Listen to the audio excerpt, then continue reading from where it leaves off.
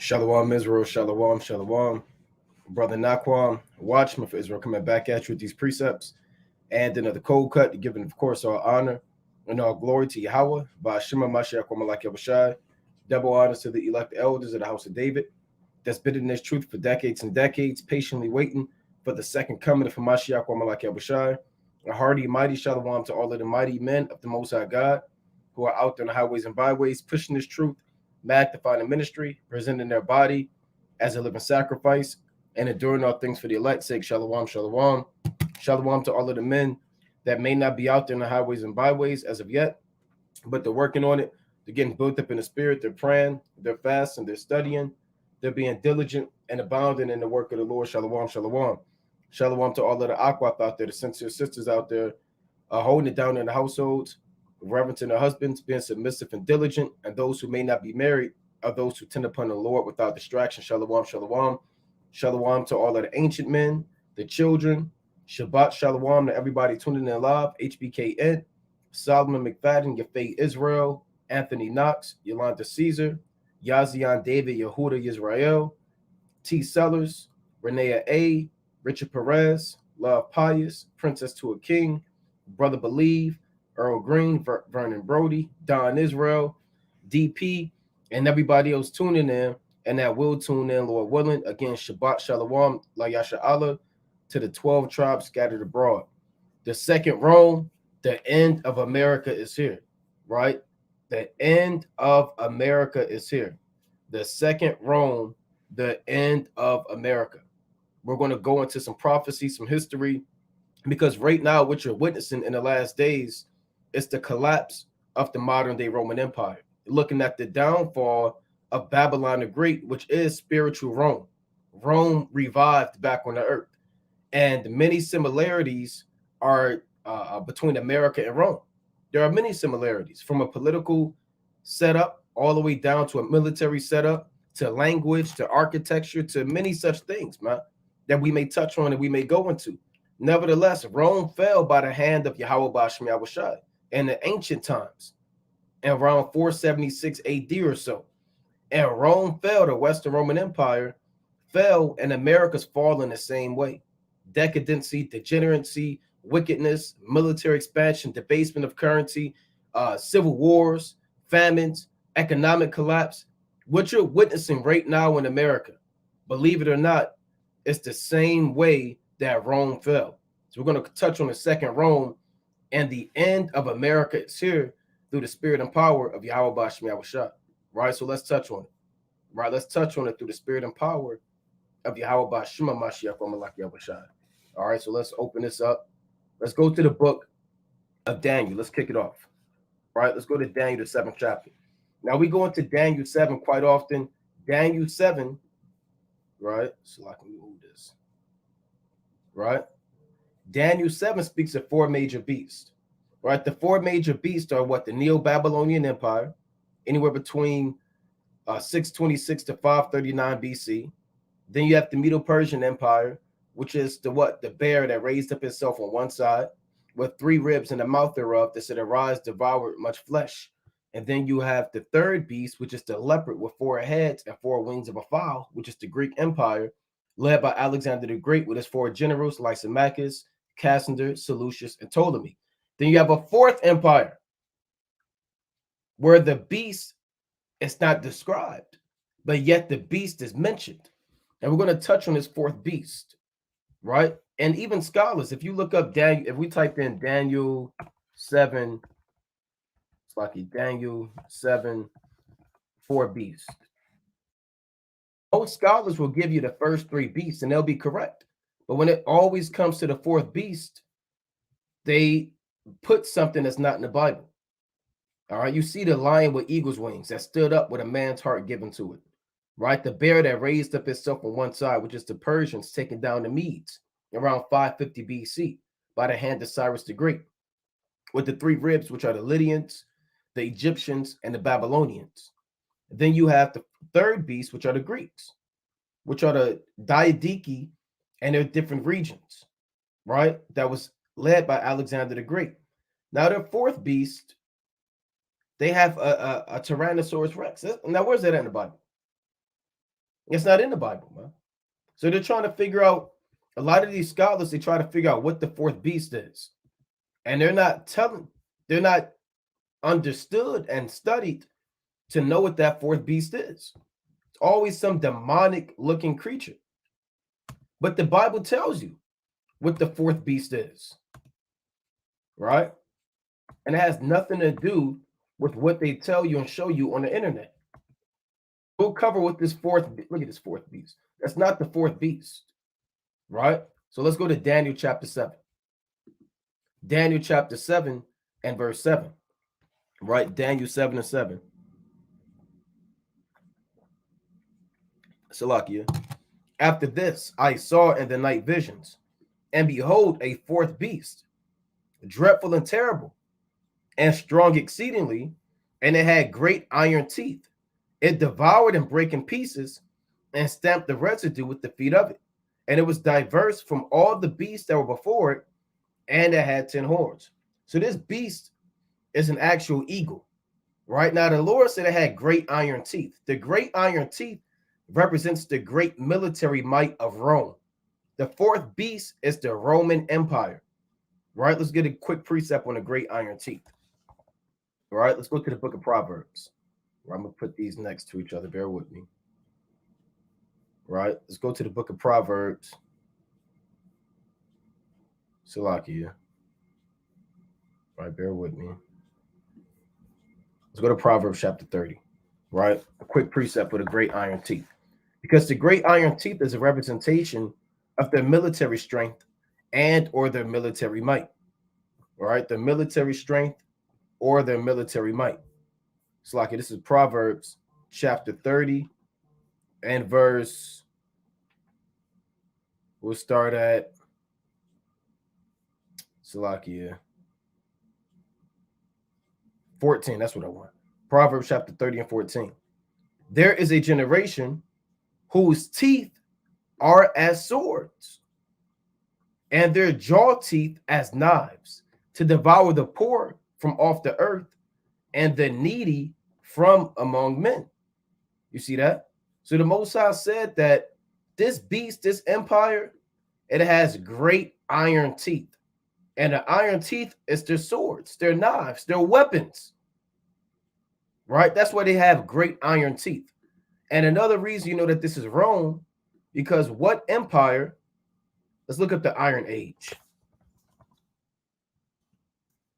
Right? Iron Age and Rome. Right? There's something called the Roman Iron Age. All right, the Roman, let's pull this up. Okay, let's pull this up. In Europe, the Iron Age is the last stage of the prehistoric period of the first proto-historic periods, which initially meant descriptions of a particular area by Greek and Roman writers. For much of Europe, the period came to an abrupt end after the conquest by the Romans.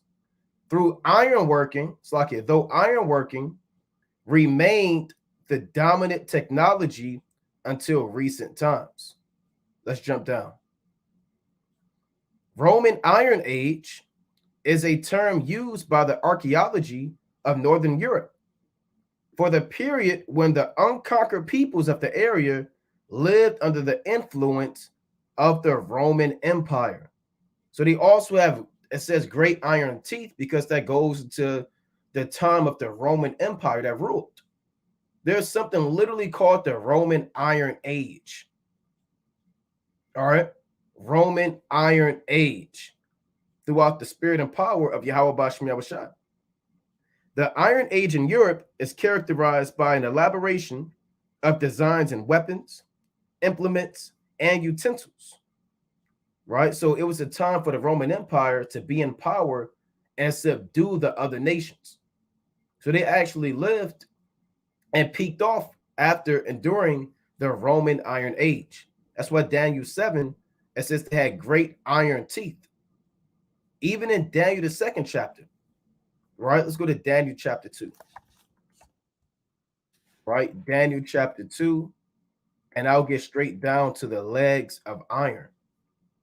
Right? This is Daniel chapter 2 and verse 33. So this image that Nebuchadnezzar saw in the dream and that was interpreted by Daniel is the exact same thing of Daniel chapter 7. Daniel 2 and Daniel 7 are similar prophecies given into two different visions. See, in Daniel 2, you have a head of gold, you have arms and chest of silver, you have a thigh and a belly of brass, and you have legs of iron and feet that are part iron and part clay. And it's the same order as the beast in Daniel 7, because the head of iron are the Babylonians. The arms and the chest of silver are the Persians and Medes. The thighs and the belly of brass are who? The Greeks. And the legs of iron that goes into the iron teeth and the Roman Iron Age are the Romans. His legs of iron and his feet part of iron and part of clay.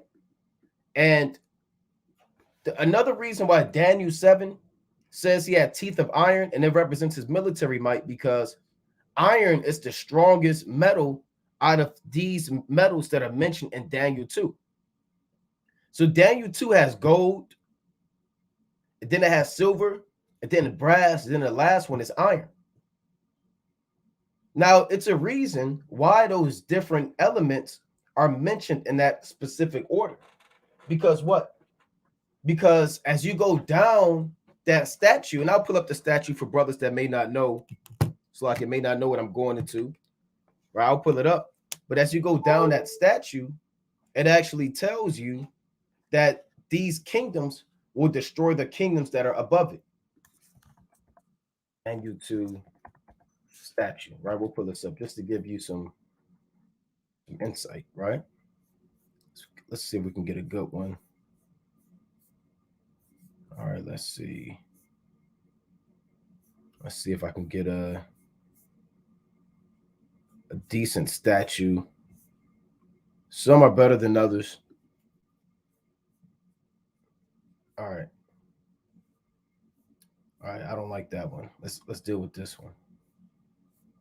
All right, so you're looking at this statue right here, right? So you see gold. Let's pull this up. See if I can make it larger.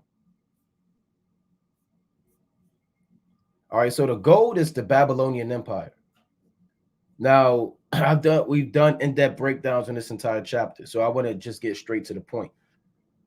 So gold is a weaker metal than silver, right? It's softer, it's more malleable. You can bend it and mold it a lot easier than you can with silver. So that's why the Medes and the Persians are likened it to silver, because silver is stronger than gold. Historically, the Persians defeated the Babylonians because silver is indeed stronger than gold. The thigh and the belly of brass are the Greeks, because brass is stronger than silver. Brass is hard, it's less malleable, right? You can't bend it, you can't put holes in it, you can't mold it and form it like you can silver, right? To melt it and to do certain things and manipulate it, it's a lot more intricate to deal with brass. That's why the Greeks are stronger than the silver. They're stronger. They defeated the Persians at the Battle of Gaugamela, or Arbela, in 331 BC. Then you have the legs of iron, because iron is stronger than brass, okay? Which is the Romans defeating the Greeks at the Battle of Corinth around 146 BC. So the legs of iron and those same iron teeth represents the strength of the so-called white man's military. So his legs of iron in Daniel 2 and 33 is the Roman Empire. And his feet, part of iron and part of clay, are your so-called NATO and the EU. That's what the 10 feet are. It's like his 10 toes. All right. That's part of iron and part of clay. Why is it part iron? Because in today's world, modern day NATO and EU, and America is a part of NATO, they are an extension of ancient Rome. They are a revived Roman Empire. They are Rome back on the earth again. That's what they're part of iron. And we'll go into how they're part of iron. They're part of iron and how they run the system. The part of iron with the military might and global dominance, imperialism, like Rome, military bases and conquest, bombs and technology. That's how they're part of iron. Architecture, the Latin, they carry parts of the iron, part of the ancient Roman Empire, chiefly America. They're the headquarters of the part of iron. And they carry most of the iron amongst the 10 toes. And they're part of clay. So the iron represents the strength of Rome, and the clay represents the division in this kingdom. Right? And we'll jump down and we'll touch on that. Let's jump down. Daniel chapter 2 and verse 40. And the fourth kingdom shall be strong as iron, because the Roman military was damn near invincible, man. They defeated the Etruscans, the Samnites, the Umbrians, all Latins that lived in Italy. They took down Greece. They took down Antiochus III. They went as far as Britain. You know, they conquered Northern Africa in the Punic Wars. They were strong as iron. For as much as iron breaketh in pieces and subdueth all things, and as iron that breaketh all these, shall it break in pieces and bruise. Because Rome conquered the known world, right? And whereas thou sawest the feet and toes, part of potter's clay and part of iron, the kingdom shall be divided, right? And this is divided. If you look up a map of NATO, NATO stands for the North Atlantic Treaty Organization. Look up NATO. It's divided. It's an amalgamation of over 25 countries, divided physically by bodies of water, government-style structures, morals, allies, foreign policies. They are divided. If you go to Finland, it's going to be different than how you go to France. The laws are going to be different. The language is going to be different. The customs are going to be different. The principles are going to be different. The education is going to be different. The writing style is going to be different. If you go to Germany and go to Spain, it's different. They're all one empire, but they are divided. Wasn't Rome divided? Rome was divided in two major periods. So Rome was divided at the crisis of the 3rd century, and Rome was also divided when the Eastern and the Western Roman Empire split. All right. Now let's pull that up real quick. Let's pull up, and this shows you the similarities between Rome or ancient Rome and modern day Rome. All right. So let's pull up crisis of the 3rd century. All right, so what you're living in now is the second Rome, and we're going to touch on all the similarities and downfalls of Rome and Babylon the Great, and NATO and the EU. So the crisis of the 3rd century was a period marked by political corruption, civil wars, famines, insurrections, and division, right? And the kingdom was divided into 4 different regions. Right? It was divided into 4 different regions. Let's see if we can get a quick quick history on that. I'm not going to read this whole thing. Right? So this is the crisis of the 3rd century. This is better, right? This is before it was divided into 4. This is the divided empire in 271, the Gallic Empire, Roman Empire, and the Palmyrene Empire. Just like a NATO and the EU is divided. Same thing, man. A nation divided against itself shall not stand. So from the time that all of these nations have different laws, constitutions, some nations in modern day Rome have a monarchy, such as what? England. Some nations have prime ministers. Some nations in modern day Rome have presidents. It's completely divided. So you know this place is going down. Right? And this crisis of the 3rd century is actually prophesied in the book of 2nd Esdras. All right? So crisis of the 3rd century. also known as the military anarchy or the imperial crisis from 235 to 284 AD, was a period in which the Roman Empire nearly collapsed. The crisis ended due to the military victories of Aurelian and with the ascension of Diocletian and its implementation of reforms in 284 AD. So it almost collapsed, and he ended up getting the kingdom back on one accord. Then it got divided again. So division is another leading indicator to let you know that America is going to fall the same way that Rome fell. Now let's go and actually show the crisis of the 3rd century in the Bible, right? The Lord said, prove all things. Let's go to the book of 2nd Esdras, right? The 11th chapter. We're going to go to 2nd Esdras 11. We're going to touch on 2nd Esdras 12. We're going to go to the book of Revelation, the book of Daniel. We're going to pull up the history, and we're going to dive into the similarities of Rome and America and how they both fell.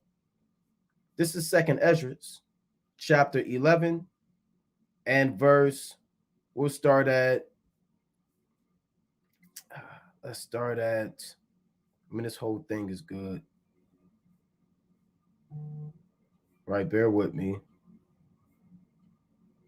This 2nd Esdras chapter 11 and verse 7. And I beheld. So 2nd Esdras 11 is about the Roman Empire in its entirety.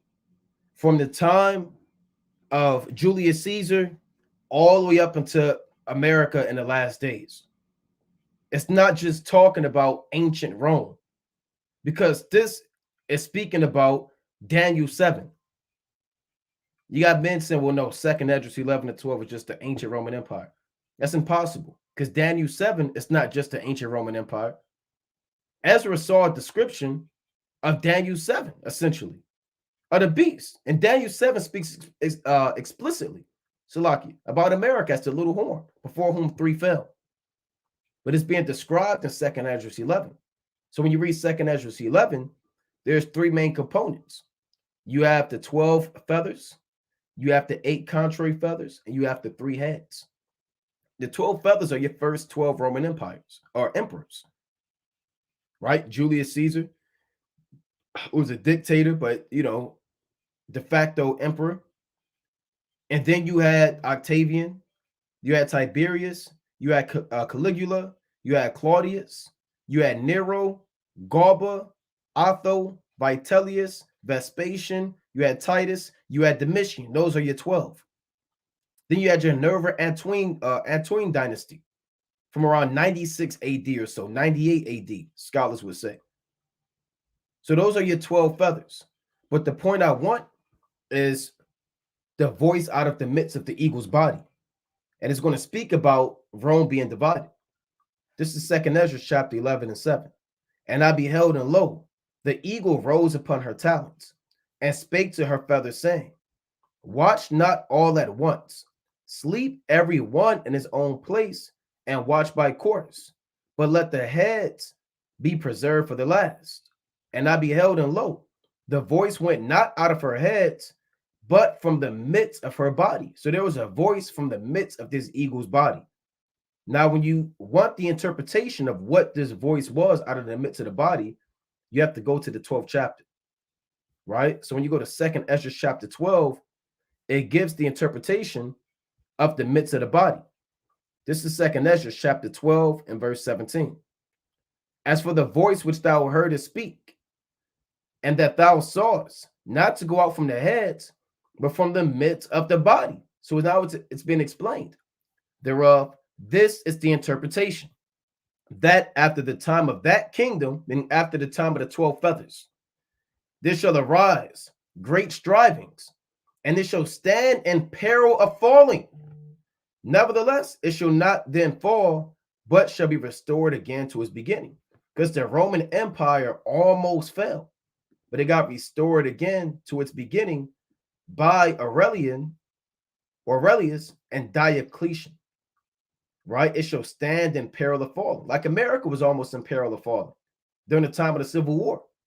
When you had the North against the South, it almost fell when they seceded from one another, right? Due to political corruption right? Due to economic collapse, man, and many other factors.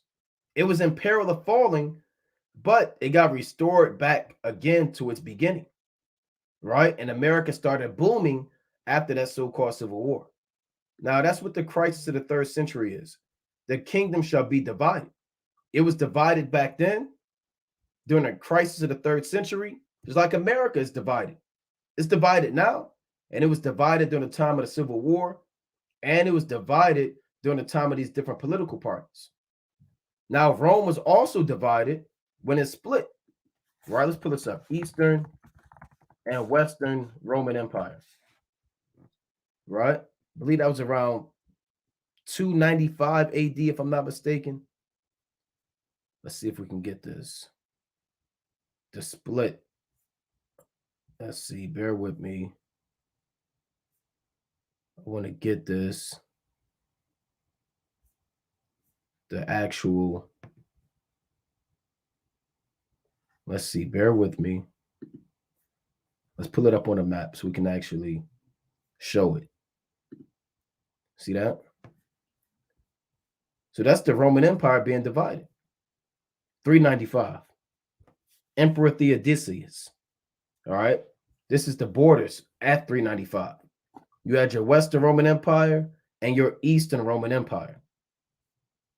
Right? The kingdom shall be divided. Right? Pars Occidentalis and Paris Orientis. Right? Eastern Rome, Western Rome. And he had different political programs. Right? Different militaries. Different enemies. Right? So Rome was divided, just like your so-called modern day NATO. Just like Daniel 2 says, the kingdom shall be divided. The Most High said, no new thing is under the sun. The Lord requires that which is past. So even the concept of political division in Rome, it's the same thing of what happened in ancient Rome. And they're literally divided by an entire body of water. Right? Literally divided. But yet this is Rome. This is what Daniel 2 is talking about. So let's go back to Daniel 2. Daniel 2 and verse 41. And whereas thou sawest the feet and toes, part of potter's clay and part of iron, the kingdom shall be divided, but there shall be in it of the strength of the iron, for as much as thou sawest the iron mixed with miry clay. And as the toes of the feet were part of iron and part of clay, so the kingdom shall be partly strong and partly broken. And that's how NATO and the EU are. They are partly strong. They still have nuclear weapons. They still have mass influence on the earth. The dollar is still quite strong, right? Despite these other nations turning against it, right? The euro is quite strong, right? Their influence on the earth is pretty heavy, man, even in these last days. So the kingdom is partly strong, but it's also partly broken, man. It's also partly broken because they're not all on one accord. And whereas thou sawest the iron mixed with miry clay, they shall mingle themselves with the seed of men, but they shall not cleave one to another, even as iron is not mixed with clay. You see that? So the Most High is letting you know that that kingdom is not going to last or prosper due to the amount of so much divisions that's going to be happening in that kingdom. And they're going to try to cleave to one another, right? But it's not going to work, man. It's not going to happen because the Most High is going to have them split and turn against one another. Now, that's speaking about your modern day 10 toes and your modern day NATO and the EU, which is America and predominantly Western Europe. Now, when you go back to antiquity of Rome, let's pull up Rome on the map, right? Let's see, Rome. This is Rome at its greatest extent. 117 AD, I believe, during Trajan, right? Emperor Trajan, right? So this is Rome at its greatest extent. And you can see, look at the countries that are in ancient Rome: Spain, France, England, Italy, Greece, right? You see these different countries that still exist today. That's why we go into it. NATO and the EU, they just roam all over again because they're literally Roman provinces back on the earth again. Right? Let's go to the book of Revelation. Right? Let's go to Revelation 12th chapter. All right, this is Revelation chapter 12 and verse 3. And there appeared another wonder in heaven. And behold, a great red dragon having 7 heads and 10 horns, and 7 crowns upon his head. This great red dragon is the Roman Empire, right? They're also called the great red dragon. And he has 7 heads and 10 horns. The 7 heads represent the 7 main provinces of Rome. You had Greece, Rome, you had Spain, you had France, you had Germany, you had Russia, and you had Great Britain, right? Now, Russia came as an extension of Germanic tribes and the people of Rus that came from Scandinavia, right? So they are still an extension, even though Rome didn't spread as far as Russia currently is. Nevertheless, those are your 7 heads. And your 10 horns are your other provinces that were in Rome. Dalmatia, you understand Dacia, you have the people of the Lombards, the Burgundy. Those are your 10 horns. When you look up the Roman Empire again on the map, you see smaller provinces. Dalmatia, Dacia, Pannonia, right? Noricum, Belgica. Those are still your 10 horns. All right. And now your modern day 10 horns is your European Union. That is your modern day 10 horns. The EU.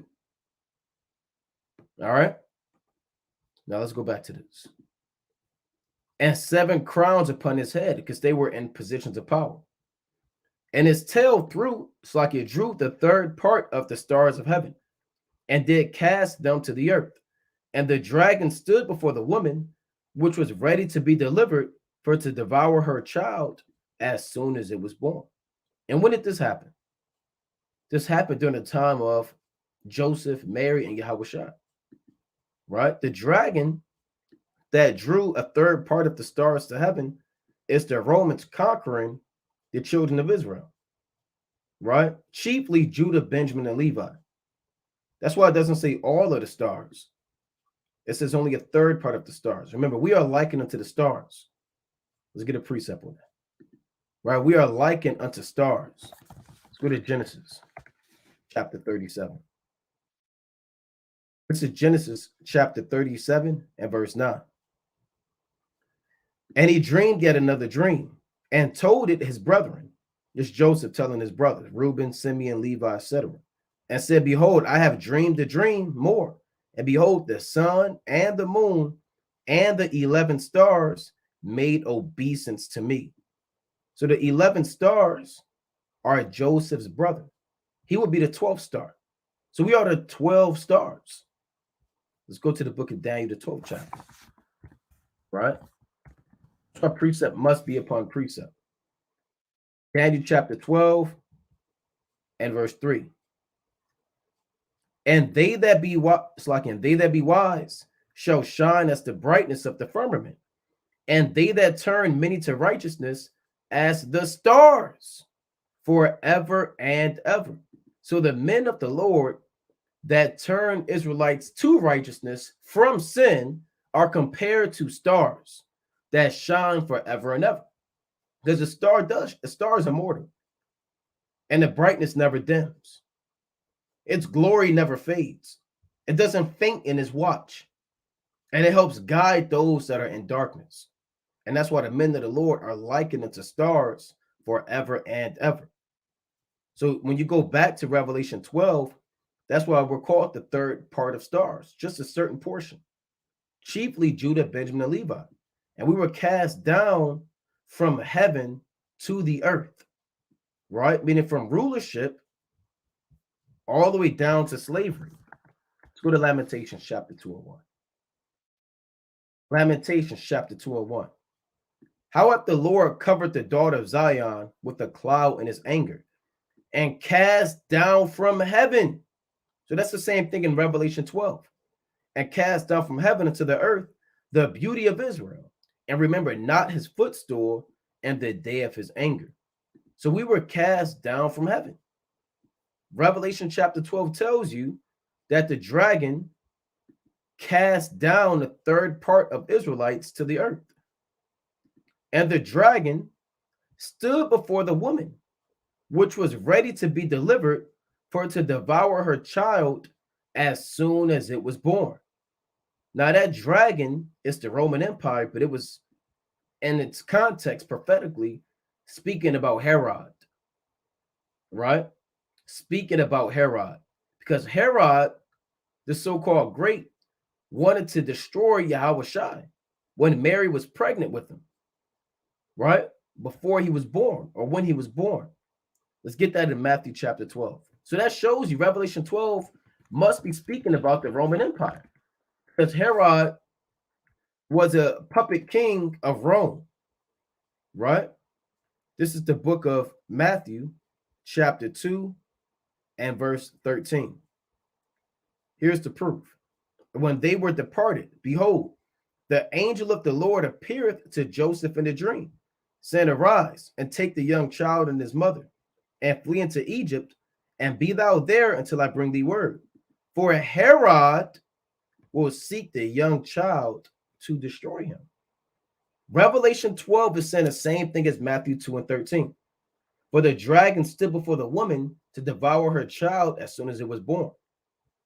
Herod wanted to destroy the child, to destroy Yahushua when he was born, because Yahushua was set up to be the King of Kings. And they knew the prophecy about the deliverance of Israel. So they wanted to destroy all of the firstborn like ancient Egypt did, right? And everybody from 2 years old and under. So this is Revelation 12 is speaking about the Roman Empire. The Roman Empire is prophesied in the Bible.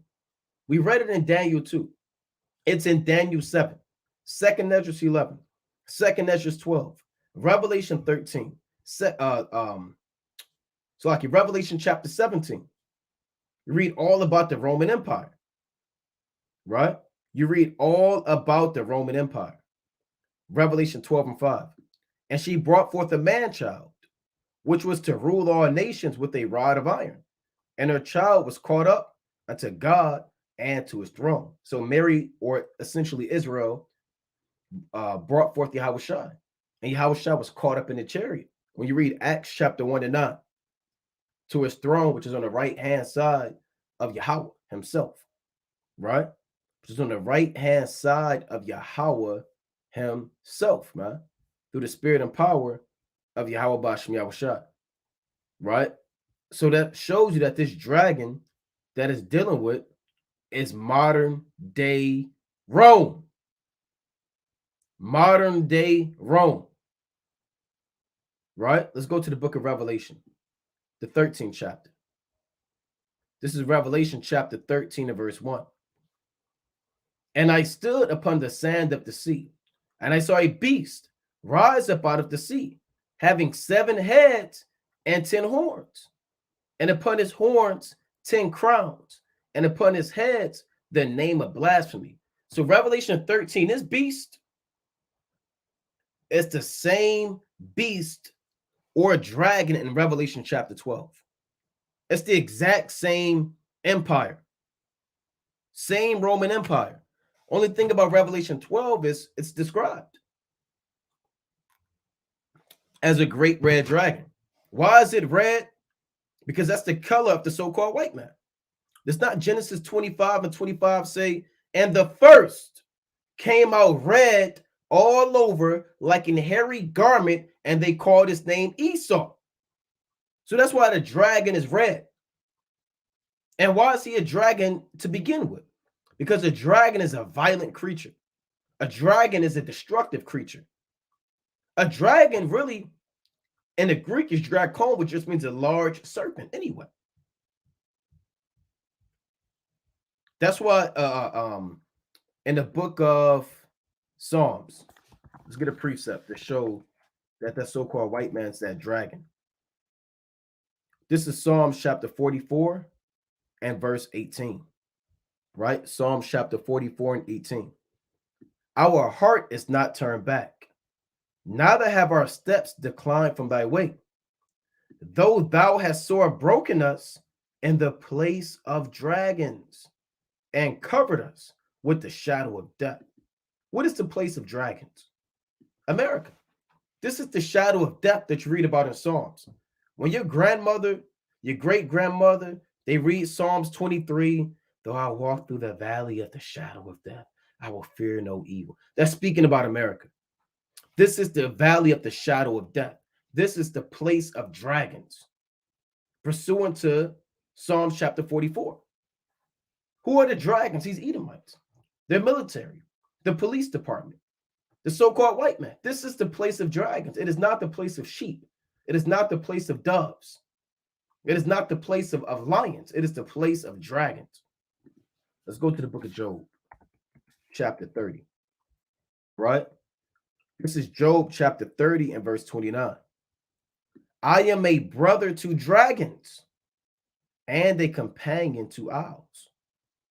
So Job is a son of God. Aren't we the sons of God? Come. So who would be our brother? Esau. So what is Esau likened to? A dragon. I am a brother to dragons and a companion to owls. The owls are the other nations. And the dragons is the so-called white man. All right? He is the so-called white man. Let's get one more. Let's go to Psalm chapter 91. All right, let's go to Psalm chapter 91. Psalm chapter 91 and verse 13. Thou shalt tread upon the lion and adder, the young lion and the dragon shalt thou trample under feet. So who's the young lion? The violent beast that devours sheep. Esau. He's the adder, the serpent. He's also called the dragon. And we're going to trample him under our feet. He is the red dragon. He is the same beast in Revelation 13. Right? So the Bible's not going to say the Roman Empire, America, the European Union, crisis of the 3rd century, Renaissance. If that was in the Bible like that, they'll destroy this thing, man. They would have burned it. You would have never heard of the Bible. If it said the white man's going to be exterminated after 1,000 years and the so-called Black, Hispanic, and Native American man, the Bible has to be written in code. It's codified, right? It's not for everybody. Revelation 13 and 2. And the beast which I saw was like unto a leopard, and his feet were as the feet of a bear, and his mouth as the mouth of a lion. And the dragon gave him his power and his seat and great authority. Now, Revelation 12 gave you the context of the dragon being the Roman Empire based off of the color, based off of the provinces, right? And also based off of it being a dragon. Revelation 13 is letting you know it's the Roman Empire based off of the different characteristics of Rome. Rome had the characteristic of a leopard because the leopard are the Greeks, because Rome defeated the Greeks in the Battle of Corinth at 146 BC. The Greeks were known as the leopard, which you read about in Daniel 7. Right? So Rome is likened to the Greeks. A lot of Roman gods were Greek gods with other names. Zeus was the Greek god. The Romans called him Jupiter. Ares was the Greek god of war. The Romans called him Mars. You understand? You read in the book of Acts, you read about Diana of Ephesus. That is the Roman version of Artemis. Apollos, right, is another Greek god. So the Romans had all these other names for these other gods. So they carried the same characteristic of Greek in that fashion and other fashions as well. That's why they were like unto a leopard, because they conquered the Greeks. They took the Greek language, right? Greek was the dominant language in Rome for a very long time. Latin was the official language, but Greek was the most popular language. So that's how they were likening to a leopard. And his feet were as the feet of a bear. The feet is the end, the bottom, right? So the end of this modern day empire is going to be Russia. All right, because Russia, they're likening to the bear, right? When you look up, let's see if we can pull this up.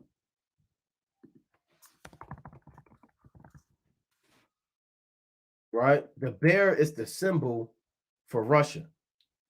And why is it their feet? Because Russia is essentially going to be the last so-called white man rulership. Russia's going to destroy America prophetically. So you see all throughout their propaganda, their media, the Most High put in their spirit to make the bear the symbol of Russia. The Most High made the leopard the symbol for Greece. You see that? So that bear has always been a symbol of Russia. We got a gun with a damn Russian winter hat on, jets from Siberia, and a Russian flag with boots on, man, in Moscow. That's why the feet are likened to a bear. And his mouth as the mouth of a lion. Who's the lion? England, right? Britain's symbol is the eagle. National symbol of England. The lion. Our St. George's cross. Okay, hold on. Let me read this from the beginning.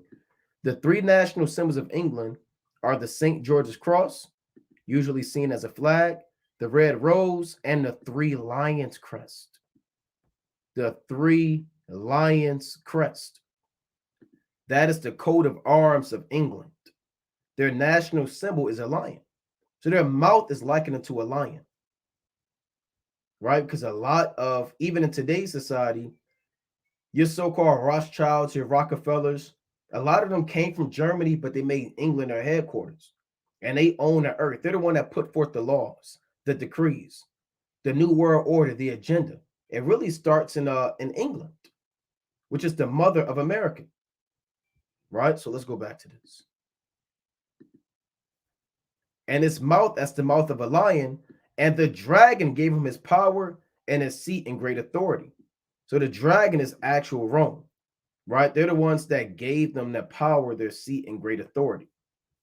And I saw one of his heads as it were wounded to death, and his deadly wound was healed, and all the world wondered after the beast. So what does this mean? And I saw one of his heads as it were wounded to death. One of his heads is Rome. Remember, this beast has 7 heads: Greece, Rome, Spain, France, Germany, Russia. That's why they're the bear, right? Great Britain, right? Spain. They have 7 heads. The head that was wounded to death was the Roman head, because Rome fell. And what? 476 AD. Rome fell. Right before the Middle Ages began, Rome fell. Really, the Middle Ages began due to the fall of Rome. And his deadly wound was healed. And when was his wound healed? During the time of the Renaissance. Around the mid-1300s, some would say the 1400s. So let's prove this. And I saw one of his heads as it were wounded to death. Let's go to the book of 2nd Esdras again. Right? Let's go to 2nd Esdras. This is 2nd Esdras, chapter 12 and verse 20. Right? 2nd Esdras, chapter 12 and 20. That in him there shall arise 8 kings. So we kind of getting deep. 2nd Esdras, it could be hard to follow if you don't if you don't study, if you don't know the understanding or the breakdown, right? But we've done breakdowns on 2nd Esdras 11 and 12. So I'm jumping in and out of 2nd Esdras and Revelation, right, and tying them into one another. And right now I'm going into the 8 kings, which are the 8 contrary feathers. Now these aren't actual kings, but these are kingdoms. All right. It's not actual kings. These are kingdoms, or 8 pockets, smaller kingdoms that existed throughout the entire Roman Empire between Julius Caesar all the way up to modern day America and Russia and the European Union. You had different little empires of white men, Edomites, that ruled, you know, Spain and the Spanish Empire, the 13 colonies, all of that is all part of Rome. Now, these 8 kings are, like I said, are 8 smaller kingdoms. Just because it says king, it doesn't mean, okay, it's this guy, it's that guy, and it's that guy. No. Let's go to the book of Daniel, chapter 7. All right, so we're kind of getting deep. We're eating some meat on the Shabbat, man. Right? This is Daniel chapter 7 and 17 to prove that, right? These great beasts, which are 4 kings, which shall arise out of the earth. Now, when you read these 4 beasts, is it literally 4 kings? Is it really Nebuchadnezzar, Cyrus the Great, Alexander the Great, and Octavian? No. These 4 kings are 4 kingdoms, 4 empires, right? Even though it says kings, king could also mean an empire. Same thing in 2nd Esdras. When it says there shall arise 8 kings, not literally 8 kings. It says whose time shall be but small and their years swift. And 2 of them shall perish, the middle time approaching. 4 shall be kept until the end begin to approach, but 2 shall be kept until the end. Now, the 2 of them that perished, the middle time approaching, as part of one of his heads being wounded to death. What's the 2 of them that perished as the middle time approaching? Well, the middle time approaching is the Middle Ages. Right before the Middle Ages were beginning and starting, 2 of these kings perished. Okay? When did the middle time begin? When did the Middle Ages begin? Most scholars will tell you 476 AD.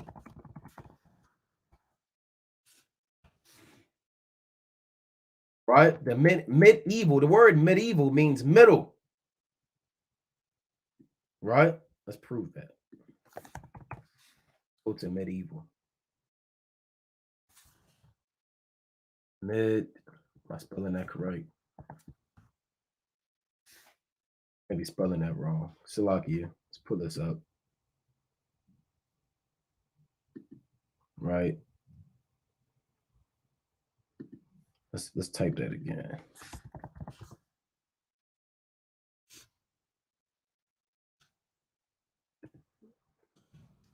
Medieval.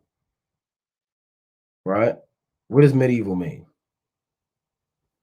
It reads pertaining to or suggestive to the Middle Ages, coined in English from Latin medium, which means the middle, right? Middle and avium, which means age. So middle age or middle time. Age is time, right? How many times, like the Lord said, 7 times passed over Nebuchadnezzar. Those are 7 ages. He was there for 7 years, living as a beast, right? So the Middle Age is the same thing as medieval time. Same thing as 2nd Esdras. Your middle time approaching is the Middle Ages approaching. What did Solomon see? Solomon saw the beginning, the ending, and the midst of the times. When you read Wisdom of Solomon, the 7th chapter. So Solomon saw the creation. Solomon saw the Middle Ages, and Solomon saw the end of the world. He saw all those things. Now, who fell right before the Middle Ages? The Western Roman Empire, right? These 2 of them that perish is speaking about who? From Nerva all the way to Romulus Augustus. So you have your 12 feathers, like we covered: Julius Caesar, Augustus, Tiberius, Caligula, Claudius, Nero, Galba, Otho, Vitellius, Vespasian, Titus, and Domitian. Those are your 12 feathers. Then you had your 2 feathers. Your two feathers covers from Nerva all the way to Romulus Augustus. So from Nerva all the way down to these different emperors, right? Commodus and Septimius Severus and Philip the First, and all the way down before the middle time began. Two of them shall perish, the middle time approaching. So let's cover the middle time. Romulus Augustus. Right before the Middle Ages began, that was the last king or last emperor of Rome. The last Western Roman emperor was Romulus Augustus or Augustulus. That is the last emperor of Rome. So when Revelation said he saw one of his heads as was wounded to death, it's speaking about the Western Roman Empire, which in Second Esdras are your 12 feathers and your first two feathers. From Julius Caesar to Domitian, all the way up to Nerva, all the way to Romulus Augustulus. So again, Revelation chapter 12, it's like in Revelation 13, when it says, and I saw one of his heads as it were wounded to death. You can go to Second Esdras 11 and Second Esdras 12 and show those heads. That's the Roman Empire. From your first 12 feathers all the way to your first two feathers before the Middle Ages began. Because during the time of the Middle Ages, Rome was asleep. Esau was cast off, pushed into the mountains, and his deadly wound was healed. When was that wound healed?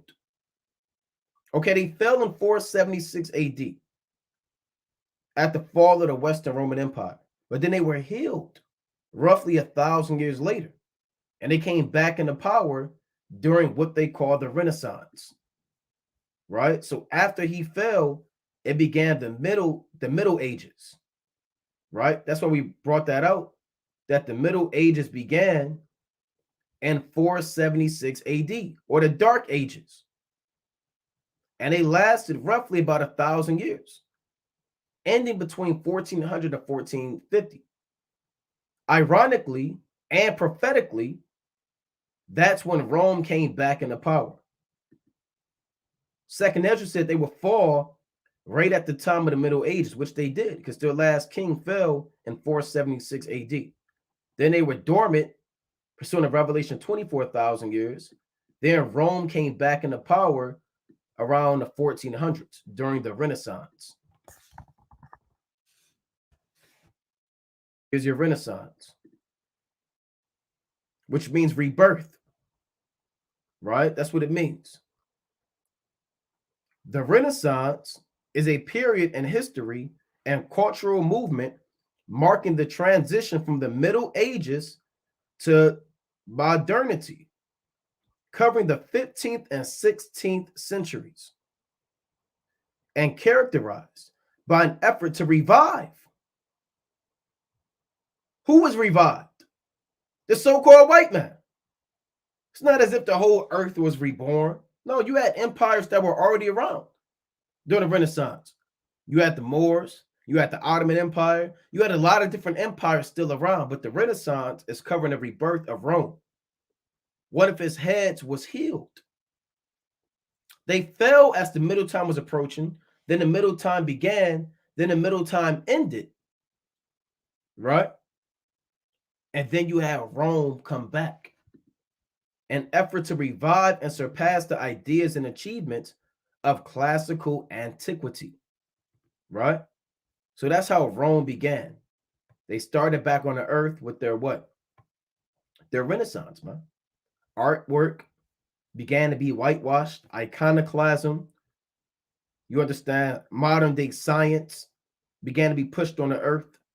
All of these different philosophies were put back, man. Right? So this is the time of I wanted to see a map. Let's look up Renaissance Europe. See Renaissance Europe on a map, right? It's like this is Renaissance Europe on the map.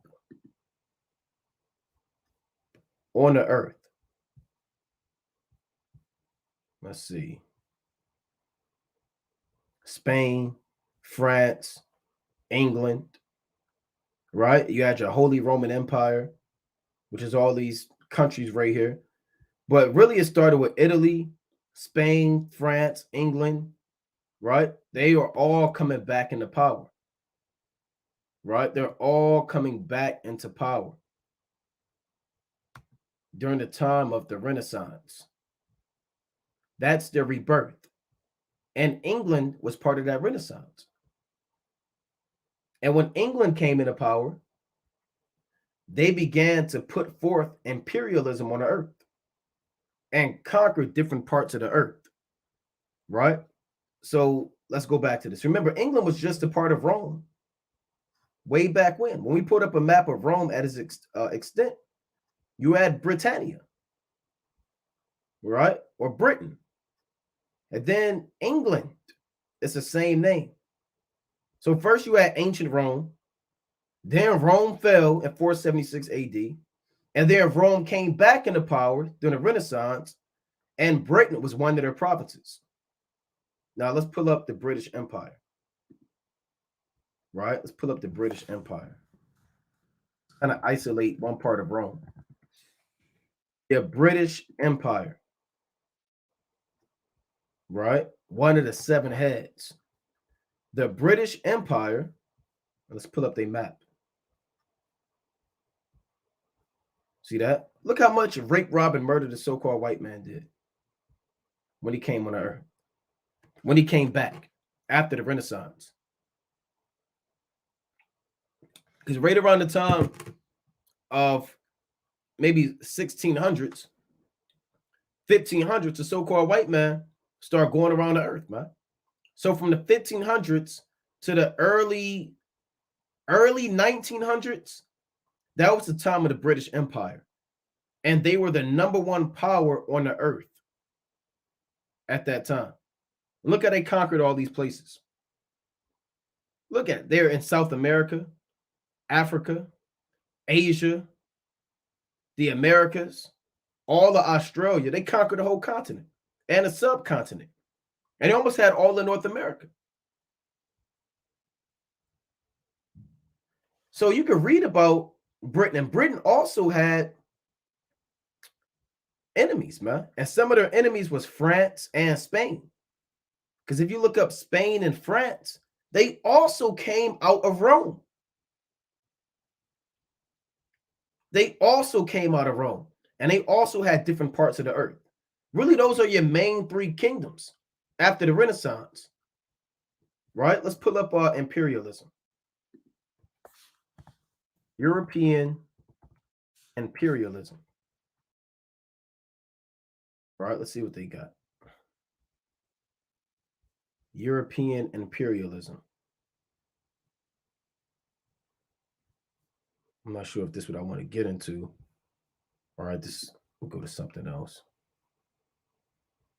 All right, let me go back. Let's see if they actually have a map. Where they have these political cartoons, right? And you have, so they got Germany, Russia, and English with a grab bag, which shows they're all conquering the earth. The so-called white man splitting up the earth, deciding what country they want. See that? All of them are deciding what do they want. They want to split up China. They want to split up Africa. Look at this. Look at England, man. Jamaica, Canada, just conquering the earth like a beast. Splitting up the earth like a piece of pie. And that's what France, right? Napoleon, England, they all did these things, man. They split up the earth so much there was a mass production of political cartoons to explain the imperialism of the so-called white man. Look at this proud man just standing on the whole land of Ham. Just conquer from north to south the whole land of Ham. Here's another one as he split up Africa. Okay, you get Nigeria. Okay, you get South Africa. Okay, the Dutch you get here, and they all split it up like a piece of pie.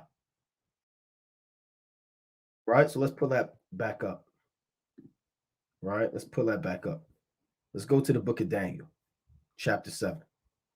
Right? Let's go to Daniel chapter 7. This is Daniel chapter 7 and verse 19. Then would I know the truth of the fourth beast, which was diverse from all the others, exceeding dreadful, whose teeth were of iron, and his nails of brass, which devoured, brake in pieces, and stamped the residue with his feet. So that's Rome conquering the earth. And of the 10 horns that were in his head, and of the other which came up, before whom 3 fell, even of that horn that had eyes, and a mouth that spake very great things, whose look was more stout than his fellows. So what is this talking about? Daniel 7 and 20 is speaking about America coming out of Rome. It's speaking about America coming out of Rome. You had ancient Rome. Let's go through it again. You had ancient Rome. Rome fell as the middle time was approaching. They fell in 476 AD. You had the Dark Ages. And then Rome came back. Like we read in Revelation chapter 12, his deadly wound was healed. Or Revelation 13, right? His deadly wound was healed. He came back into power. And all the world wandered after the beast. So they were all trying to figure out how did Rome come back into power. Let's read that again. Everybody was trying to figure out how did Rome come back into power. Revelation 13 and 3. And I saw one of his heads as they were wounded to death, and his deadly wound was healed. And all the world wandered after the beast. And they worshiped the dragon, which gave power unto the beast. And they worshiped the beast, saying, who is like unto the beast, who is able to make war with him. So they're trying to figure out who can get down with the so-called white man. All nations, when Rome came back, they bowed down to Rome. They worshiped the dragon. They worshiped ancient Rome. They worshiped the spirits that Esau worshiped. They worshiped Satan, man. They worshiped the so-called white man.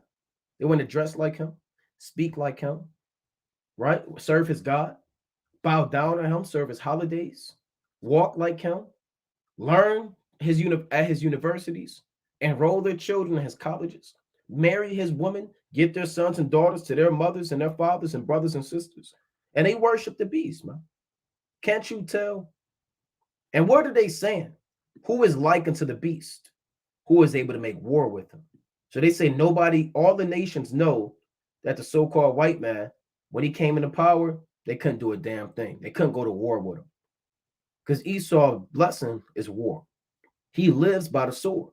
That is his God. The sword, man. Power. Military strength. That is his God. Let's go to the book of Daniel. Right? Let's get a precept on that. Who is like unto the beast who is able to make war with him? Let's go to Daniel chapter 11. Right? This is Daniel chapter 11 and verse 36. Actually, I want to get straight to the point. Daniel 11 and 38. I'm going to start at 37. Neither shall he regard the God of his fathers, nor the desire of women, nor any God, for he shall magnify himself above all. So the so-called white man, actually, I'm going to start at 36. And the king shall do according to his will, and he shall exalt himself and magnify himself above every God.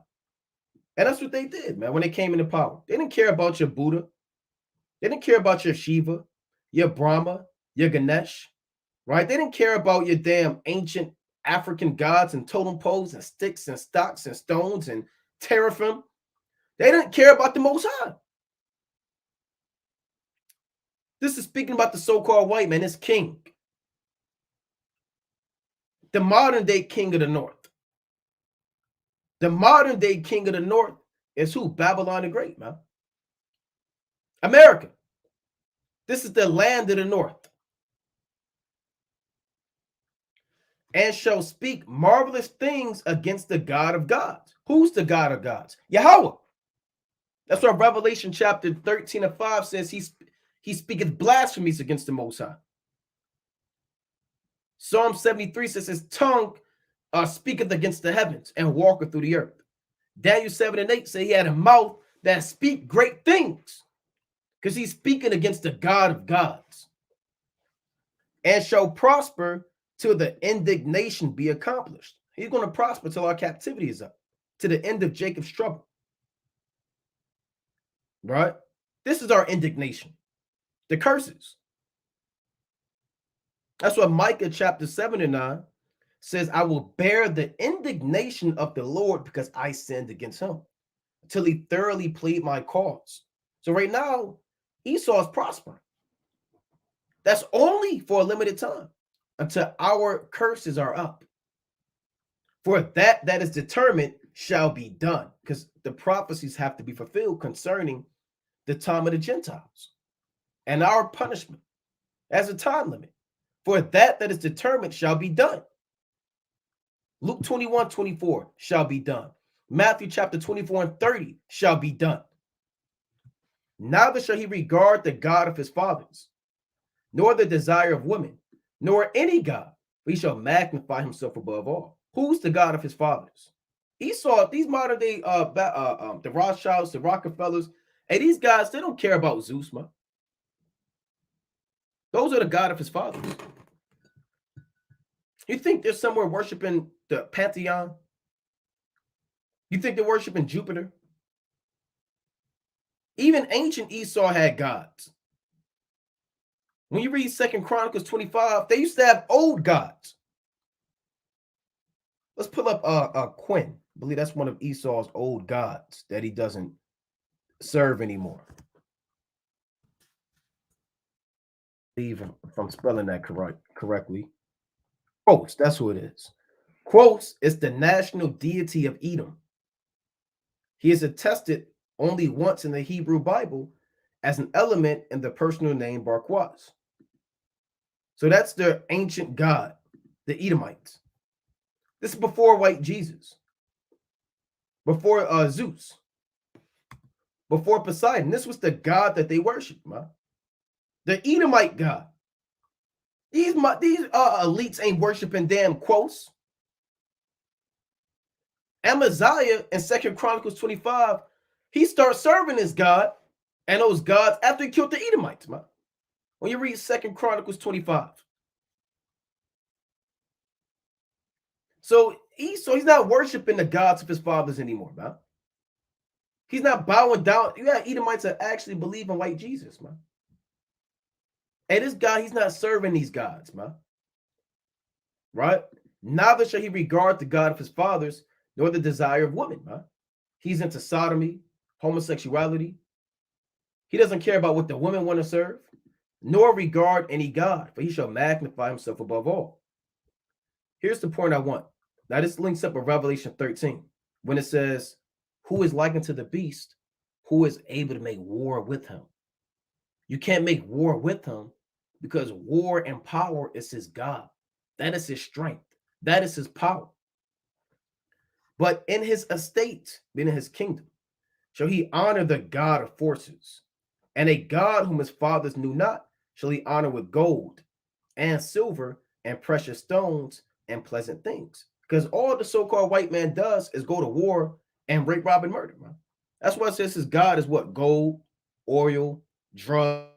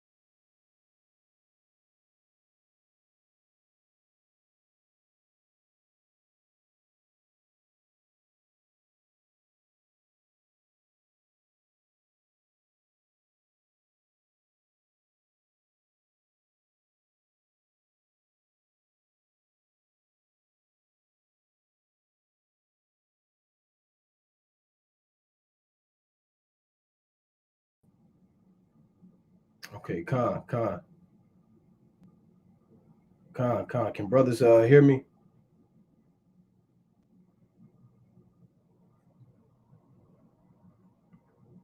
All right, we should be back, right? Satan causing confusion, right? We should be back. Can brothers hear me and or see me? All right, so let's get back into it, right? Let's get back into it. So let's go back to the book of, I believe I was in Daniel 11. All right, so Salaki, that's Satan. Let's go back to Daniel the 11th chapter. So this is Daniel chapter 11 and verse, I believe I left off on 37. And neither shall regard the God of his fathers, nor the desire of woman, nor regard any God, for he shall magnify himself above all. Right now, I believe I went into this, but I'll just touch on it again, because Esau doesn't serve the God of his fathers. He doesn't serve the Greek gods, the ancient Edomite gods. Like we covered it, one of his old gods that he served was Quas, right? He's one of the ancient Edomite gods. Let's pull that up. Edomite god Quas, right? The national Edomite deity is called Quas, right? So that's who their top god was, man.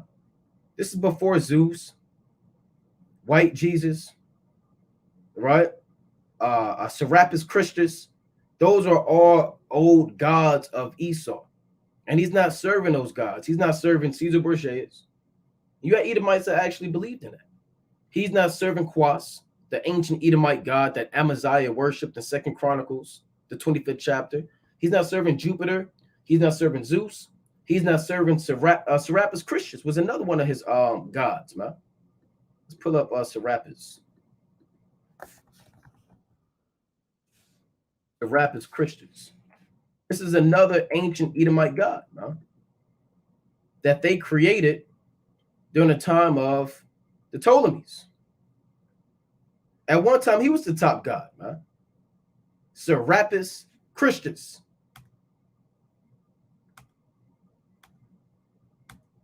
And the Ptolemies created this god, which he was a half Egyptian god, half Greek god. Serapis Christus, right? The predecessor of who you call Jesus Christ. So Daniel 11 says that the so-called white man, he doesn't serve those other gods, nor the desire of women. He doesn't serve the gods that women want, and he doesn't want to get down with women at all, nor regard any God, for he shall magnify himself above all. But in his estate shall he honor the God of forces, and a God whom his fathers knew not shall he honor with gold and silver and precious stones and pleasant things. So he honors the God of forces, the God of what? Power, strength, war, military might, gold, oil, drugs. That's what the so-called white man worships, man. That's why these nations in Revelation chapter 13, they said, who is likened to the beast, who is able to make war with him? Right? Let's go to the book of Habakkuk, chapter 1. This is Habakkuk chapter 1 and verse 15. I'll start at 14. And make his men as the fishes of the sea, as the creeping things that have no ruler over them. They take up all of them with the angle. They catch them in their net and gather them into their drag. Therefore, they rejoice and are glad. So this is a figurative way of saying that the so-called white man conquers the earth, right? Men are like fishes and they rape, rob, and murder the earth. Here's the point. Therefore, they sacrifice unto their net. So Esau, when you sacrifice unto something, that is your God. That is who you serve. Therefore, they sacrifice unto their net and burn incense unto their drag, because by them their portion is fat and their meat is plenteous. It's how Esau prospers. It's how he's fat and plenteous, because he serves his net and his drag, which is what? His military strength, his power. That's how he's able to conquer these other nations. And he sacrificed unto what gives them power: the gun, strength, sorcery, power, witchcraft. This is how the so-called white man runs the earth. And Habakkuk is telling you who they serve. They sacrifice into their net and burn incense into their drag, because that's their God. That's why they don't care about these other gods. They're not made fat by white Jesus. They're not made fat by Zeus. They're not made fat by Serapis Christians. They're made fat by the sword, by the gun, by bombs, by invasion, by colonization. Because by them, their portion is fat and their meat is plenteous. So they honor their power with precious stones and pleasant things, which are the resources: the dope, the heroin, gold, oil. You understand that they steal. Thus shall he do in the most strongholds with a strange God. So he conquered the most strongholds. The so-called white man has military bases throughout the whole world. So let's pull that up. The so-called white man's military bases. That's why it says, thus shall he do in the most strongholds with a strange God. Look at this. The U.S. has 750, let's pull this up again, 750 bases in at least 80 countries around the world. It has approximately 173,000 troops in 159 countries. So this man is all over the earth, man. He's all over the earth. That's why the Bible says, thus shall he do in the most strongholds. That's why Revelation 13 says what? Who is like unto the beast? Who is able to make war with him? Because he took down all of the strongholds. He took down Israel, the strongest stronghold. Thus shall he do in the most strongholds with the strange God, whom he shall acknowledge and increase with glory. And he shall cause them to rule over many, and shall divide the land for gain. And he's causing everybody who pledges to his alliance and his allegiance to rule the earth with him. Anybody that wants to commit fornication with him, he'll give you a portion of the earth. He'll get an Ishmaelites, gas stations, liquor stores. He'll get a Chinese man, West Africa, Jamaica. He'll let everybody who wants to do trade and business with him prosper, man. And he'll divide the land for gain. He gave the land of Israel to the so-called Jew, Amalek. He divided all of the earth and split it up like a piece of pie, man. And it's like, and shall divide the land for gain. And that's the same thing that Rome did. Rome set people up in power, and they took people out of power based off of your allegiance to them. Let's go to 1 Maccabees, chapter 8. And that's what America does, man. Right? And we'll touch on a lot of these similarities of America and Rome. Right? I want 1 Maccabees, the 8th chapter. If you pledge your allegiance to America, right, and you want to set up churches in your country, homosexual bars, right? You want to be able to enforce sodomy, you open McDonald's and strip clubs and take the dollar, then America will be your friend, man. They will be your friend. Let's get that. This is 1 Maccabees 8:1. Now Judas had heard of the fame of the Romans, that they were mighty and valiant men, and such as would lovingly accept all that joined themselves unto them, and make a league of amity with all that came unto them. You're like America, man. They'll form all these alliances, all these diplomatic leagues with all these other nations. Let's jump down. I'm not going to read this whole thing. I want to get straight to the point. I believe that's 15. Actually, I want 13. I'm going to start at 12. I'm going to start at 11. It was told him beside how they destroyed and brought under their dominion all of the kingdoms and isles that at any time resisted them. So they took down Spain, England, Germany. They took down all those different empires, Rome. But with their friends and such as relied upon them, they kept amity, and that they had conquered kingdoms both far and nigh. Tell me that's not America. They conquered kingdoms far and nigh. And so much as all that heard of their name were afraid of them.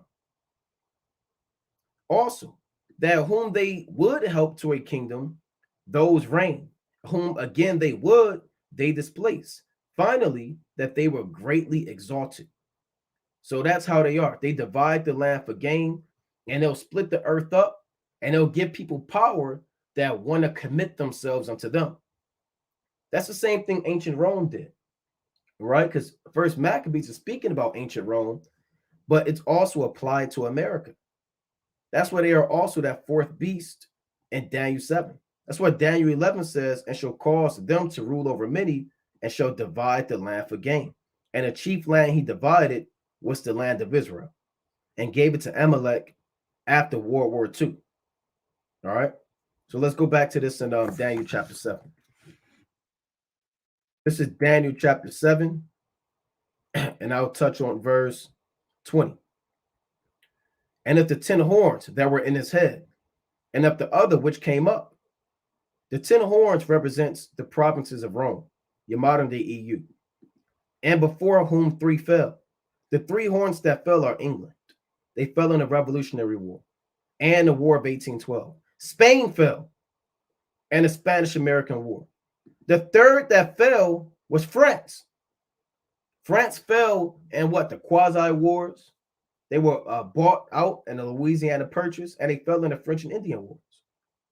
So how America came into power is they took down England, Spain, and France.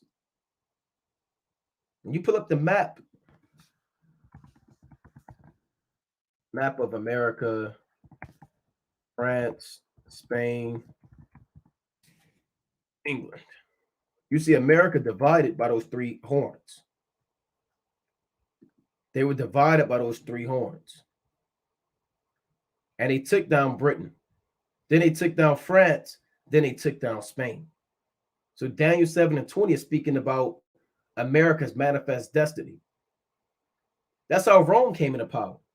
That's another similarity between Rome and America.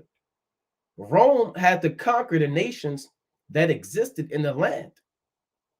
Prior to them, they had to conquer the Etruscans. They had to conquer the Umbrians. They had to conquer the Samnites. And that's how they came into power. They took down horns too.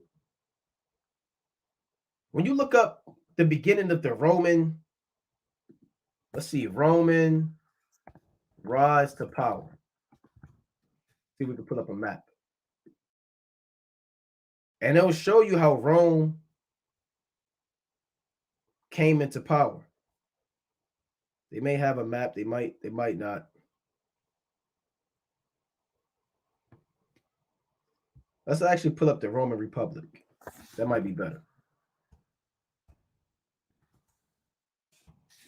Roman Republic on the map, right? Because before Rome was an empire, it was actually called the Roman Republic. And when you go through that history, you can see how they came into power and their expansion. Let's see if we can get this. All right, bear with me. Slovakia.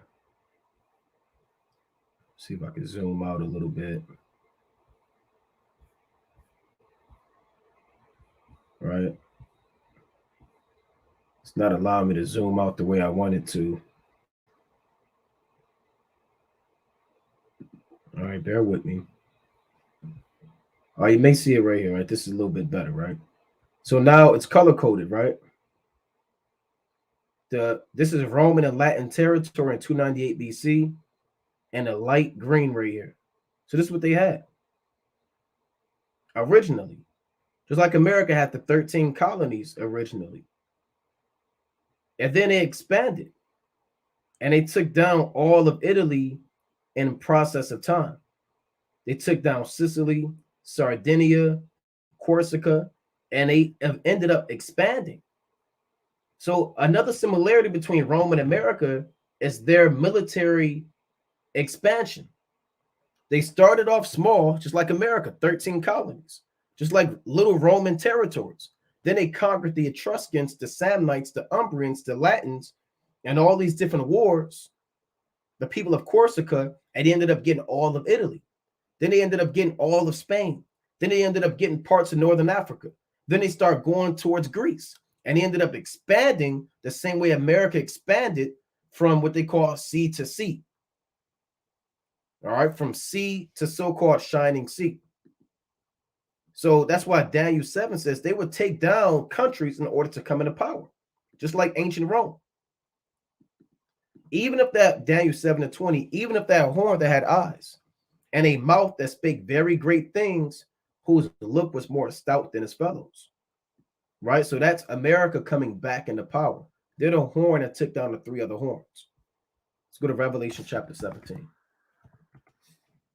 Right? This is Revelation chapter 17 and verse 8. Revelation chapter 17 and verse 8. The beast that thou sawest was and is not, and shall ascend out of the bottomless pit and go into perdition. And they that dwell on the earth shall wonder, whose names were not written in the book of life from the foundation of the world, when they behold the beast that was and is not and yet is. What beast is this? This beast is Rome, but it's really America. Right? How do you know that? Let's read it again. The beast that thou sawest, because John saw a beast. What beast did he see? Let's jump up. This is Revelation chapter 17 and 3. So he carried me away in the spirit into the wilderness, and I saw a woman sit upon a scarlet colored beast, full of names of blasphemy, having 7 heads and 10 horns. So this is the beast that he saw. Now, this beast is being explained as you read on. A scarlet colored beast. What is scarlet? Red. It's that same beast. All right. In Revelation 13. The beast that thou sawest was and is not. Meaning this beast used to exist. When we're reading this, we know this beast was. Ancient Rome is no longer here. It was here, but it's not. That's why it says this beast that thou sawest was and is not. Rome no longer exists. And shall ascend out of the bottomless pit. So this beast, even though it's not here, it's going to come back into power and it's going to come out of Europe. Europe is the bottomless pit. And shall go into perdition, meaning it's going to be destroyed. And they that dwell on the earth shall wonder, whose names were not written in the book of life from the foundation of the world, when they behold the beast that was and is not and yet is. How is this beast was and is not and yet is? This beast was and used to exist. The Roman Empire, and people spoke Latin, and people wore the togas, and they had the laurels on their head. And the beast is not. It's not here anymore. But yet it is here. How can you be here? How could you not be here and be here? How can you not exist and exist at the same time? That defies all types of human logic. You can't not exist and exist. But empires can. America yet is. Rome yet is. Because Rome is America. But Rome is not here because Rome fell. Which lets you know America is Rome. Rome is still here. A revived Rome. NATO and the EU, a revived Rome. Same landmass. Same language, man.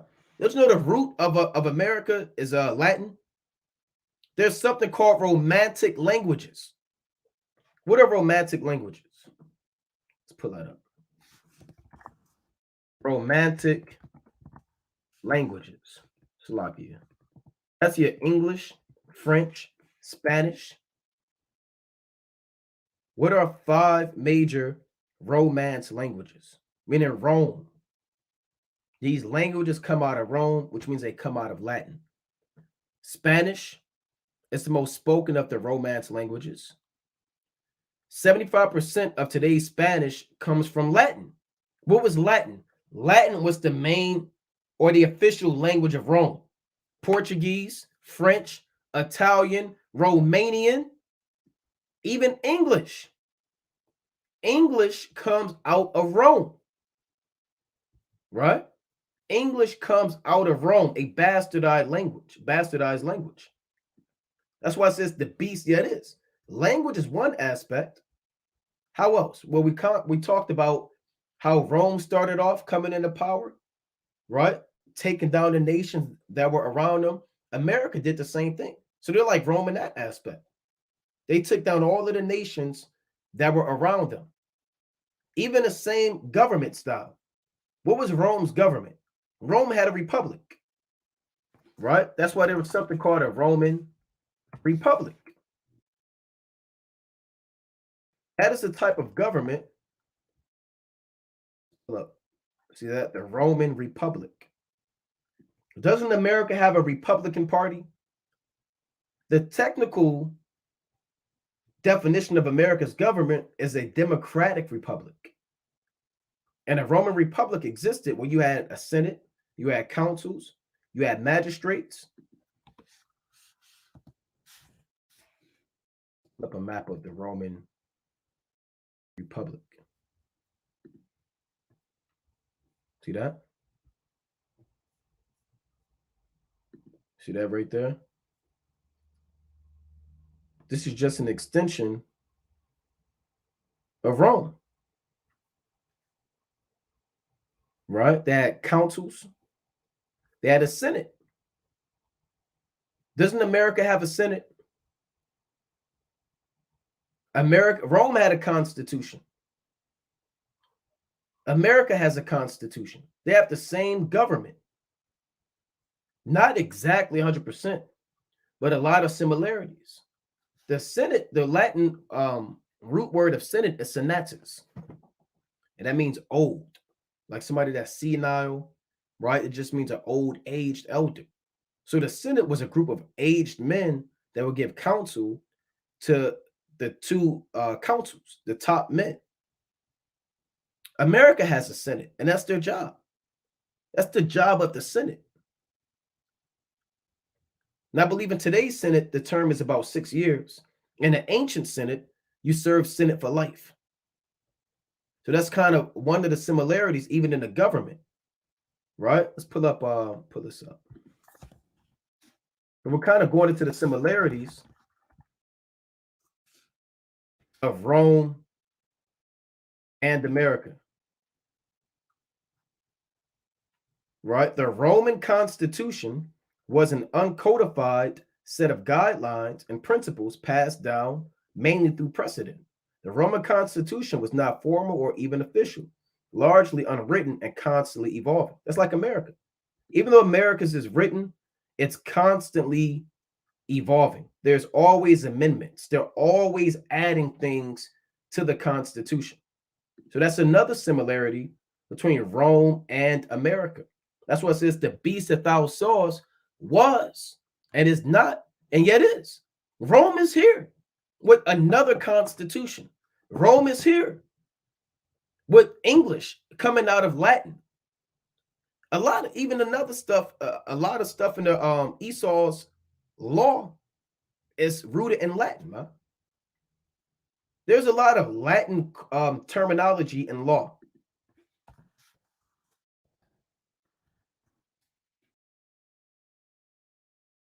See this? List of Latin legal terms. And I'm not going to read all of these, man.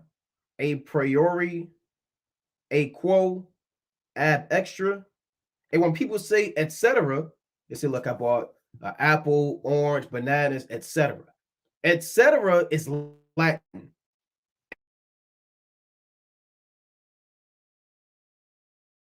When people say versus, right? The lions versus the ravens. Versus is Latin for against. So a lot of people speak Latin and they don't even know it. A lot of our etymology that we go into is Latin, of Latin origin, right? Ab initio, these are all Latin terminology. Ad hoc, ad hominem, You might get into a debate. They might say that's an ad hominem, right? Meaning that's attacking the person. Ad is Latin for two. AB is Latin for away, right? So you have a lot of Latin even in law. You have Latin in medical terms, right? Let's pull that up. Right? A lot of your body parts are named in Latin. Thought they was going to give some examples.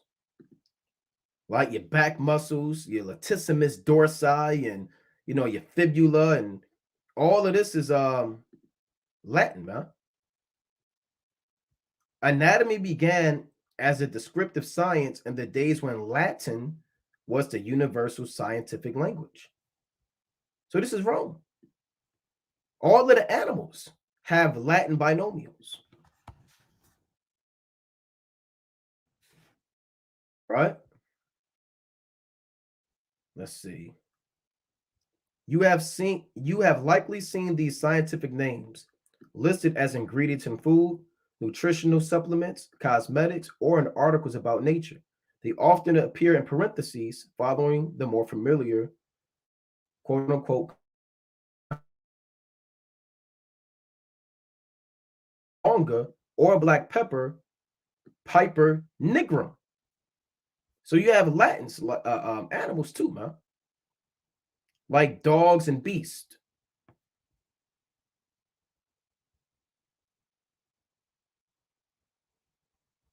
Right? So these are all, even your animals have Latin names. All right. Even your animals. So there's again, Revelation chapter 17. It says, the beast that thou sawest was and is not and yet is. What's another similarity between Rome and America? Right? Your sports, your coliseums. Right? When you look up ancient Roman Coliseum.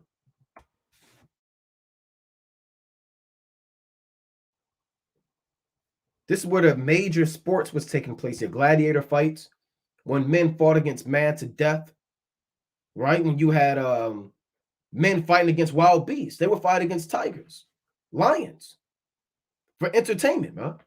They had a concession stands. They had the home crowd. They had the away crowd. So they had sports going on even back then. You had we're just going through these similarities, Circus Maximus, which is equivalent to your modern day NASCAR. You got your Indy 500, you got your Daytona, right? You got all these different race events.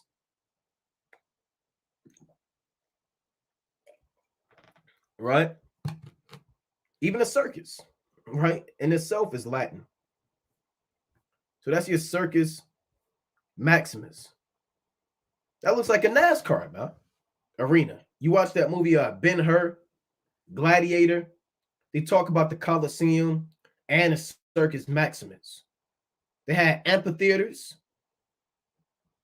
spas.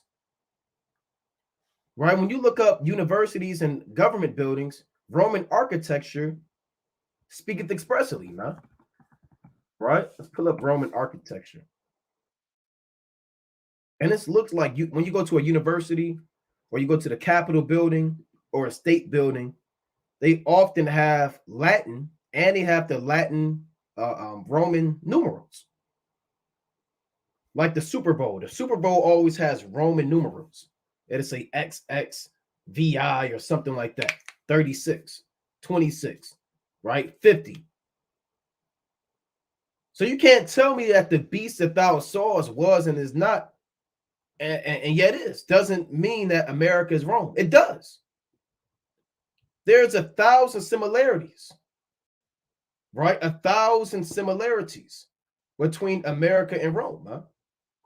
Right? And what's one of their other similarities? The eagle. In ancient Rome, it was called the Aquila. You see that?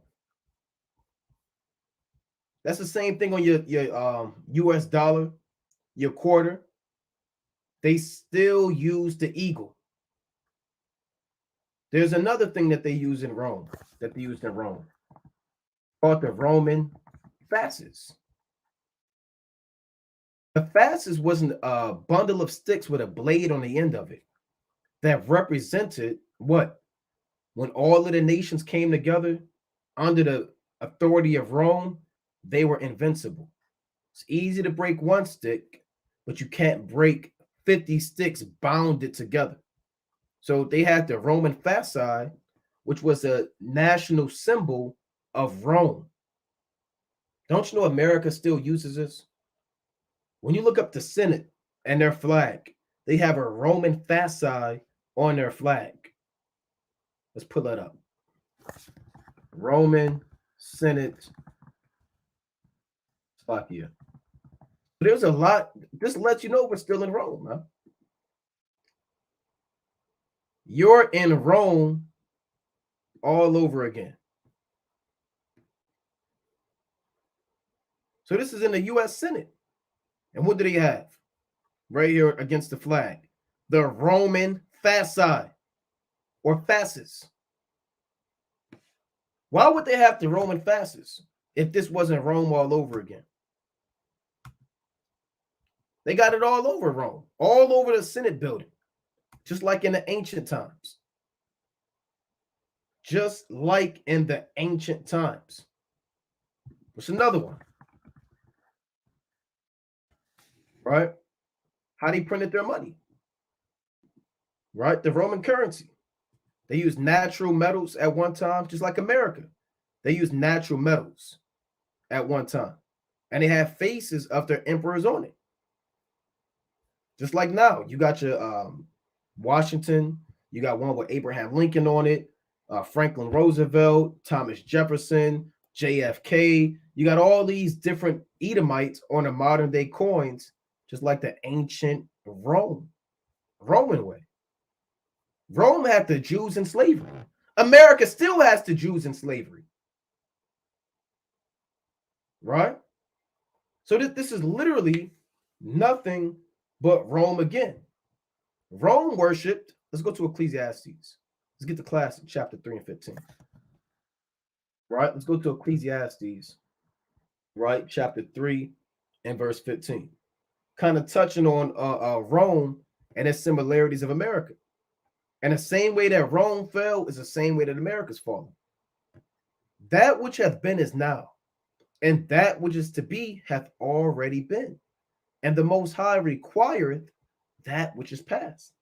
So we believe and understand that regeneration is a biblical concept ordained from Yahweh, Bashem Yahushua, where people reincarnate, for lack of better terms, back on the earth, or you regenerate.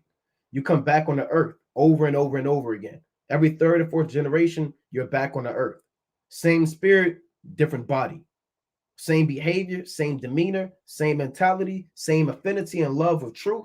You did that back then, you'll come back on the earth. Same Edomites, they come back on the earth. So all these presidents are nothing but these Roman emperors back on the earth, man. And Roman senators and Roman consuls. When you look up the list of the so-called U.S. presidents, they're nothing but Julius Caesar, Octavian, you understand, Tiberius, Domitian, it's like Caligula, Claudius, Nero, right? Domitian, Vespasian, Nerva, Commodus. That's who these guys are, man. They're nobody special. They're back in their lot. You said, well, what about Obama? Well, you had dark-skinned Roman emperors too, man. You had the Severan dynasty. You had men after that and before that, believe it or not. So these guys are nothing but your Roman emperors, man. And your Roman emperors, they really worshipped warlocks and they worshipped wizards behind the scenes. Just like these so-called presidents. They're just puppets, right? They get their power from the spiritual demon Satan. In ancient Rome, they did the same thing. In Rome, they had what you call a Roman agor, right? Roman, that's what it is. An agor. Right? And what do they call it now? Inauguration. Inauguration. It goes back to the Roman agor. Let's pull up the etymology of inauguration. Inauguration, or to inaugurate. Now check this out. An inauguration. Every president, every 4 years or 8 years, you're part of this man's inauguration, which is what? A ceremonial investiture with office. The act of solemnly or formally introducing or setting in motion anything of importance or dignity. Right? Directly from the late Latin inaugurationem, which means consecration. Presumably, or originally, the installment under good omens. From inaugurare, to take omens from the flight of birds. Here's the root. Augurare, which means to act as an augur. So when you inaugurate somebody, that person is essentially an augur. What is an augur?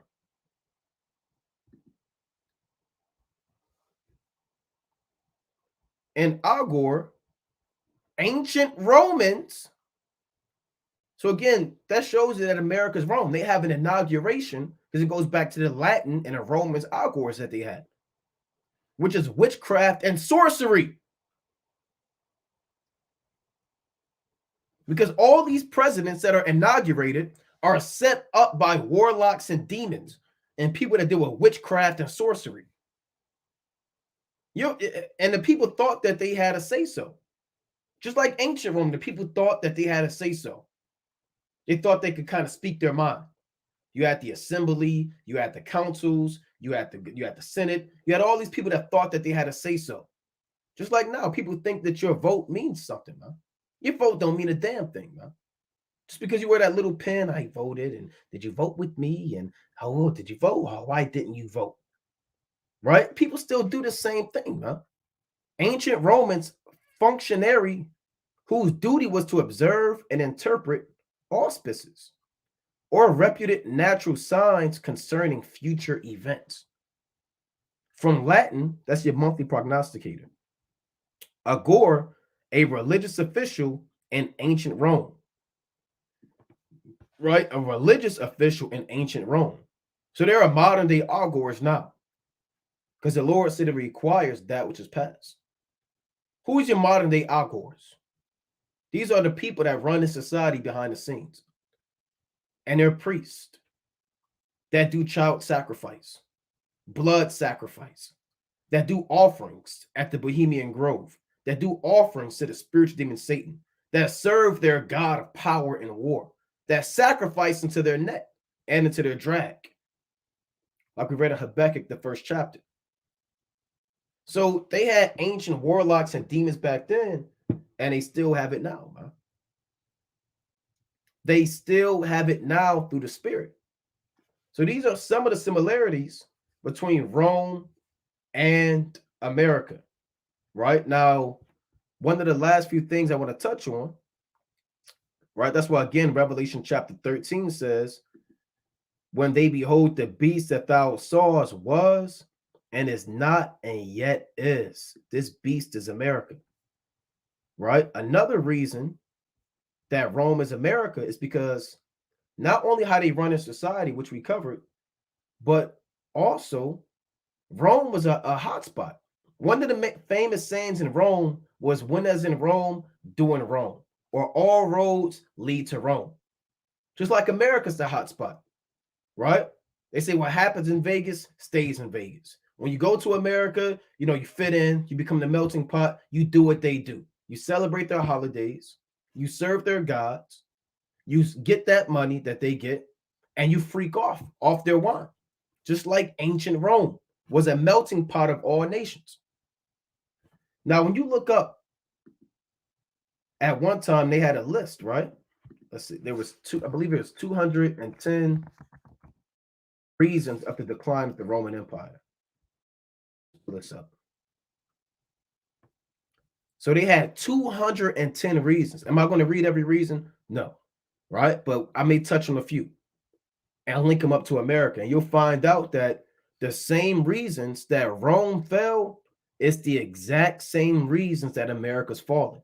No new thing is under the sun. How Rome started, it's the same way America started, by military conquest and wars and expansion over an invaded land. And the same way Rome is ending, it's the same way that America's ending right now. So 210 reasons for the fall of the Roman Empire. Why did the Roman Empire decline? Was it due to barbarian encroachment, internal political rot and corruption, or even lead poisoning? Several decades ago, a historian decided, right? See if they gotta try to make me pay for this madness, man. Right, Salakia. Esau always wants you to pay for something. I'm gonna have to go back. Right, bear with me, because there's another list that I saw. All right, they got a few. Let's see. Abolition of gods, abolition of rights, absence of character. Hold on, let me go back. Let's go to another one. Right? Esau always wants you to pay for something. Let's see. All right, we'll just touch on these. All right, it's a few of them. 210 reasons Rome fell. Right? The fall of Rome and the end of civilization. So abolition of gods, rights, absence of character. And we can start right there, man. Right? You don't have no rights here. There's no character. Everybody's a pedophile, a child molester, a rapist. You can do what you want to do here, man. You can serve whatever you want to serve, and you could do all types of evil and lust. Right? Absolutism. Isn't there absolutism here, man? Yes. Right? You have select people that rule.